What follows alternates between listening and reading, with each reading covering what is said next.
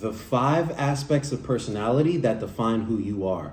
What's up, y'all? This is Mental Most Coach here. You know what it is. I'm really looking forward to talking about this one. I really like personality. I'm really engaged and interested in these different psychometrics, these different dimensions that ultimately play a big role in defining who we are. Because number one is dope as shit, but number two, it has so much utility in how we perceive ourselves and how we navigate the world and how we perceive other people, and it's like we're not used to thinking about personality in terms of metrics. We don't think about them in terms of, okay, here are these identifiable attributes that I can use to assess these different dimensions of myself.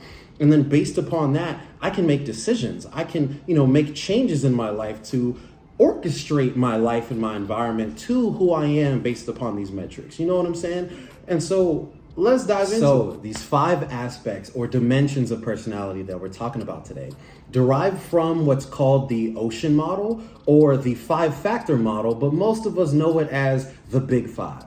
And so we're going to be talking about these 5 dimensions, how it relates to us, how you can assess these different dimensions and really think about and reevaluate your life and yourself and all that dope shit. So let's get into it. Remember, Ocean, O-C-E-A-N. O is openness. C is conscientiousness. E, extroversion. I'm just messing with you. A is for agreeableness and N is for neuroticism. I didn't forget that junk. I'm just kidding. But let's start off with openness. We have this idea of what openness means because when we hear openness, we think of open-mindedness. We think of someone who's just open to new people, open to, new viewpoints and perspectives and things like that. And now, mind you, that does play a role here. But when we're talking about openness in the psychometric setting, it's got a little bit more of a sharpened, narrowed meaning.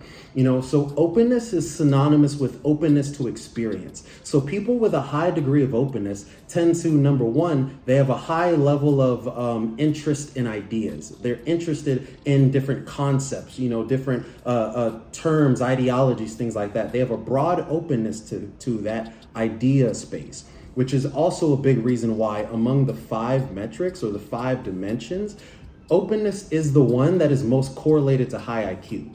Now, that doesn't necessarily mean, as we know, that someone who's high in openness or someone who's very, very open in that regard, that doesn't necessarily mean they're going to be a smarter person. And respectively, someone who's really smart is not always someone who's high in openness. So we have to keep that in mind. But it does have that association. So, high level of interest in ideas, often high level of interest in aesthetics, and that connection to IQ. And so this openness to experience, we can think of it also as an openness to cognitive things like concepts and ideologies and things like that. Next up is conscientiousness. People who are very conscientious tend to be high in orderliness, or rather very orderly, but also they're very high in industriousness. So imagine if you and your 5 friends got randomly stranded on an island, right? The person who is very high in conscientiousness is going to be the one to say immediately, while let's say the person who's, very, very extroverted, they're super high in extroversion.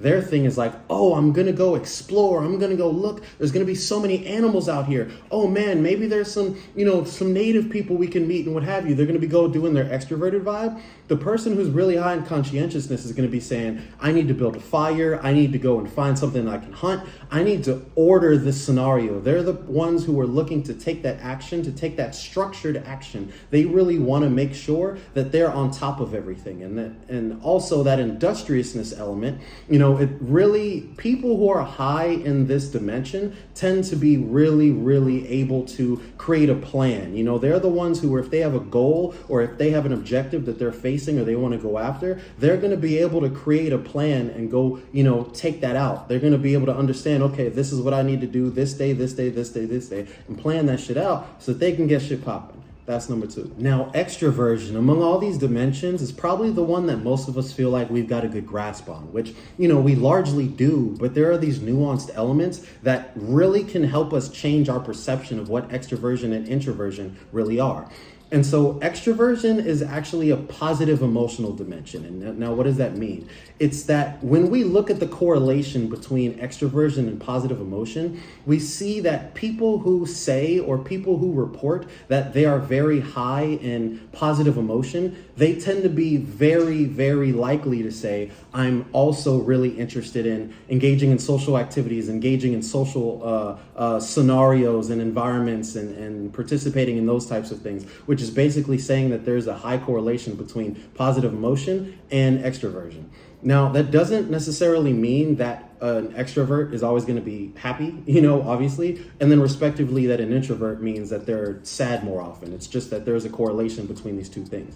You can have an introvert that is in an extroverted state, that is in that space, and it's because they are experiencing higher positive emotion. I'm a person that, while I can be very social, I identify as an introvert, which is funny to say. But I also identify that the higher my emotional state, if you will, or the more positive of emotions I'm experiencing internally, that tends to manifest externally. So that causes me to be more social. So we can see how these dimensions ultimately affect other elements of who we are and also other elements of our behavior. So one thing I want you to leave with as it relates to extroversion is that, number one, it's tied to obviously sociability, like we said. It's also tied to assertiveness. Those who are extroverted tend to be more assertive. And lastly, it is also tied to enthusiasm. Think about some of the most enthusiastic mofos you know. They're the ones who will go to a party where they don't know anybody. You give them 30 minutes, they're going to know half the room. They're going to be dancing to some Afro beats, getting live, exchanging numbers with people, making plans to go to the next spot. Three of my closest friends, they're the type of people where it's like, honestly, you could drop them and y'all know who you are. You could drop them on another planet. You could drop them on Mars. What's the first thing they're going to do? They're going to go vibe with some Martians. They're going to go find some Martian club to go to. You know what I'm saying? I'm going to be the conscientious one. I'm going to be around there looking for, let me find some Martian rock so I can make some Martian fire. And I need to kill some Martian fish so we can eat out here because we about to die. You know what I'm saying? That's how it's going to be, So next is agreeableness. People who are highly agreeable. I'm a person that definitely falls in this space. Are people who are very cooperative. They're very polite and they're highly compassionate. We can also say empathetic. Now I'll talk about this a little bit later, but agreeableness is one of those big dimensions where it is so clear that these dimensions are on a spectrum. That when you have someone who is agreeable or disagreeable, there's obviously, a wide variety of how that can manifest, but it's like we can see the positives and negatives of either side. A person who is highly disagreeable, people who are the highest in disagreeableness, they're the ones who are very, very likely and quite frankly, most likely to end up in prison, most likely to break laws and stuff. Whereas people who are highly agreeable, they're going to be more cooperative. They're going to be more helpful, more compassionate and empathetic. They're more likely to be cooperative than they are competitive. Although they can still be competitive and things like that, it's like cooperation is almost like this innate element of them, which can be a benefit socially, but now that can also be an issue because people who are too high in agreeableness, those are people who are often likely to get stepped on. Those are people who are less likely to stand up for themselves. Comparatively, someone who's, again, very disagreeable, and a lot of times extroverts tend to be a little bit more disagreeable. Again, I'm not saying that all extroverts are disagreeable or what have you, just follow with me.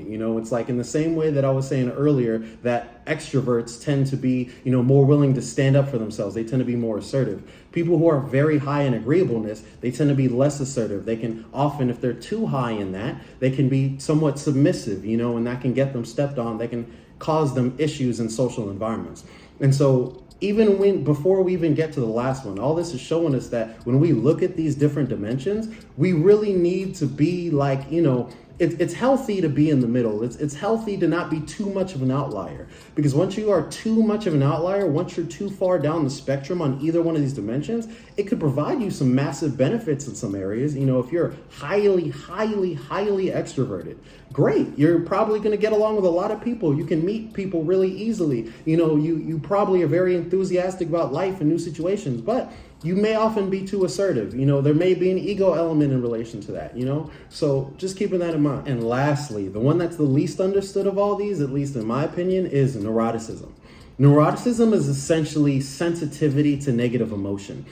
People who are high in neuroticism are more likely to experience anxiety, more likely to experience the inner sensations and the biological sensations that relate to, negative situations happening, negative emotions arising within them. It's the sensitivity to negative emotion. And I've stated all of this to say this one thing, because this wasn't just supposed to be a lecture about the 5 personality traits that represent the big 5 or the 5-factor model, what have you. What this is really about is we tend to think of personality, our personalities and other personalities, like the personalities of other people, as these, nebulous things. We tend to think, number one, that the things that are good about us, oh yeah, I did that. I made that way. I'm this way because I'm the shit. And the things that are negative about us, or the things we perceive as negative about us, we tend to be very judgy over. We tend to criticize ourselves for those attributes. And the same thing for other people.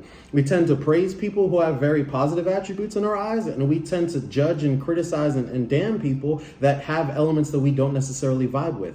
But what this is showing us is when you look at these psychometrics, when you look at these different dimensions, number one, there was such an overwhelming correlation or association between where we fall in each one of these dimensions and our upbringing, our biology, all of these things that completely are not of our doing. Maybe we had some type of role to do with it, but the experiences we had when we were children, our personality is so largely shaped before we're even in middle school, and then definitely before we're even considered adults. And so much of these traits that we identify as this is me, and this is the reason why I'm great, or my personality is the reason why I'm shit. That is such a wrong way of looking at it, and it can become dangerous. It can cause us to self-harm ourselves, because we're not bringing that self-love, we're not bringing that self-acceptance, and it can cause us to judge other people. But the thing to take away from this video is, this is objective.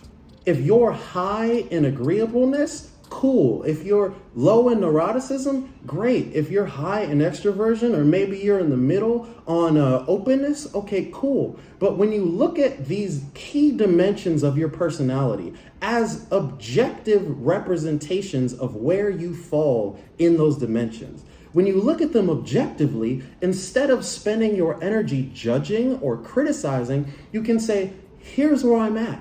Here's what my experiences, my biology, my upbringing, my child rearing, here's what all of these things have culminated together to create in me. And ultimately, my job is not to criticize, and even my job is not necessarily always to say, oh, I need to change this thing about myself, because a lot of this is to a degree hardwired. And so instead, the focus needs to be, what are the environments within which I thrive? What are the social scenarios that I thrive based upon these different dimensions of who I am? Because perfect example, someone who's highly extroverted, that's going to be someone who does amazing or is likely to do amazing in sales, versus someone who is more introverted versus someone who's overly agreeable. If you're too agreeable, you might lack the assertiveness to go ahead and make the moves and say the things that culminate that sale. So find the spaces, find the people, find the scenarios that align with who you are. Definitely still work on yourself, but there's a big self-acknowledgement aspect of this. Acknowledge that this is what I'm working with, essentially. This is who I am. Me personally, I'm a person, I am higher than normal in agreeableness. I wouldn't say I'm very high on it, because even though the compassion, the empathy, the cooperation is there, but I'm also very competitive. I'm also someone who can be very rebellious and takes pride in going against the grain, shit like that. And so that being the case, there are things that come along with that. There are benefits of that, but there are also, perceived negatives of that. There are times where I'm not the ideal person to operate in a structure. I have to work. If I'm going to work at a corporation, I need to work at a specific type of company, because if I don't align with what is going on there, if I don't align with the systems and the processes and the way they run, I'm going to literally tell them to F off, because I have that rebellious bone in me. Even though I am very cooperative, even though I am very compassionate, I'll also knock a mofo out if I don't fuck with them. You know what I'm saying? But that's something to consider. So in closing, hey y'all, What are the 5 aspects of you? So in closing, take some time to think about this shit. Look at the different dimensions, the 5 dimensions, and kind of see where you fall on them. You know what I mean? And if you want to learn more about this, look up the big 5 in personality traits. It's super, super interesting. And I love y'all. Mental Boss Coach out. Peace.